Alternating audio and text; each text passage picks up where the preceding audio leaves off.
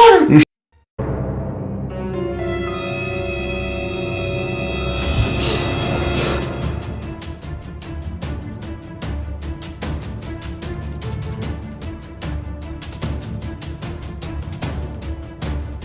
Events like these could be happening sooner than you'd think or want. No matter what way you look at it, humans are affecting the Earth in a negative way. 1 to 2 million tons of plastic is being released into the oceans every year. The energy we use every day releases millions of metric tons of greenhouse gases, changing the atmosphere in significant ways. We've killed off many species of animals and plants. We've removed tons of important ecosystems like wetlands, and freshwater systems are being drained, groundwater is increasingly being contaminated. The environmental issues today can feel really overwhelming to deal with. This is why many of us choose to ignore it. Life feels a little more fun when you can buy processed meat from the grocery store and ignore the fact that it could have come from a feedlot where dozens of animals are given no freedom, caged up, and slaughtered. But at the same time, most of industrialized society is built off systems like these. We use all these kinds of energy and methods because they meet demand. So what are you, the viewer, supposed to do? If you click on this video, I assume you're a university student who is Gen Z, living on your own for the first time, buying food for yourself for the first time, or cooking for the first time, and thousands of dollars in debt to school. This is what this video is for. I want to help people, even in a hectic post-secondary setting, learn how to live sustainably.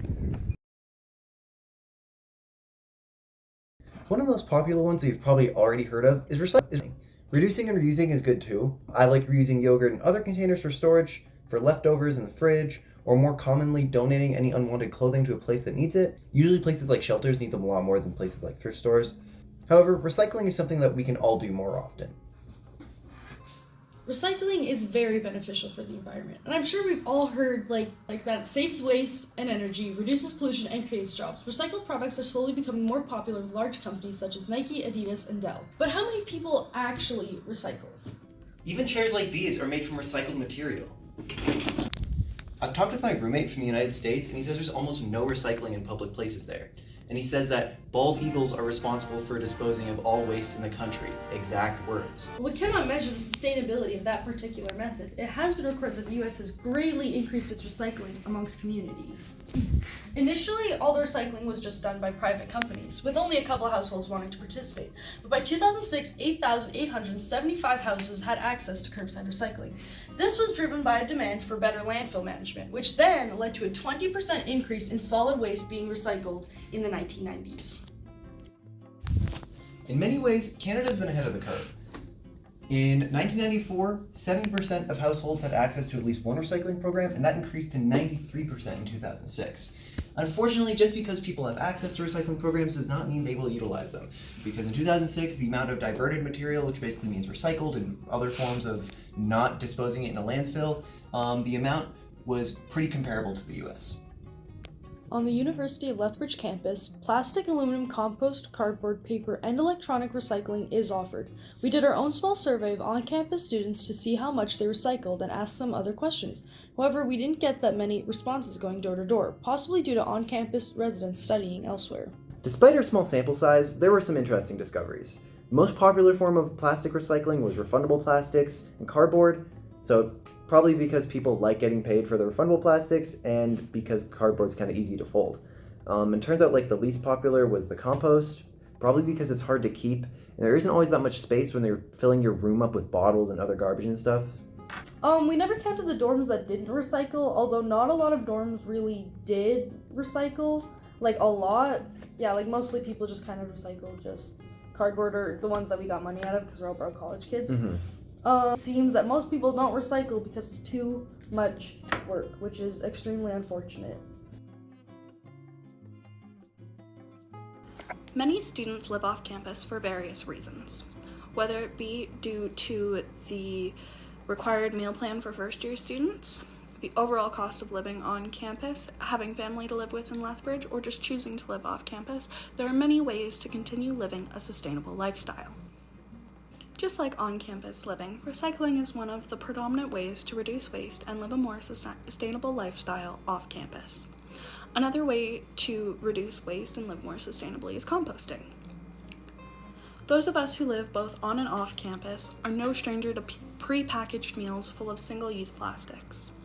but when we do find the time and energy to cook for ourselves, it can be very refreshing.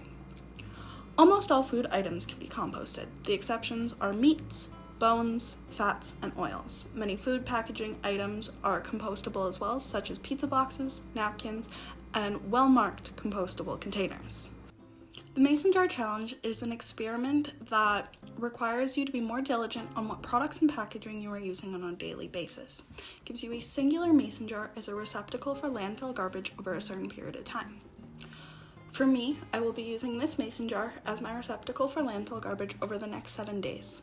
My only exception to this will be that meat packaging will go in my family garbage.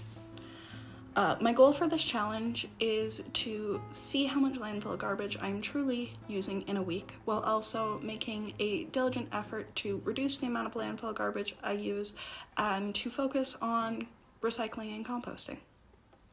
Most of the landfill garbage that ended up in my mason jar were single-use plastics from food packaging, such as cheese wrappers, candy wrappers, plastic from microwavable popcorn, etc. Having been diligent with purchasing and using more sustainable products, I was able to reduce my landfill garbage contribution and increase the amount I was composting or recycling over the 7 days. Living sustainably off campus can be accomplished in many ways. Recycling, composting, managing natural gas consumption, and managing water consumption are just some of those ways. Living sustainably even off campus will have a positive impact on our environment and create a more sustainable world for us to live in. Realistically, there isn't a lot young people can do about the environment. Most of the pollution, emissions, and other problems with the environment are caused by large companies run by people much older than us, and mandated by governments that are even older. And we have to remember that we'll never be perfect and we'll never be able to produce no emissions. We're university students and we get stressed out when we want to drive places, eat fast food, and buy cheap groceries. We can't enclose in devices that were not sustainably made. It's tough when it's the easier, more accessible option for everyone. The best thing that we can do is just be aware of our individual environmental footprints. This generation will eventually grow up to be more independent, influential adults on society, and we won't be oppressed by these much bigger, older corporations. And once we do, I think we can all make a big difference. So I want this video to inspire you to start engaging in sustainable practices now and into the foreseeable future. Thank you for watching.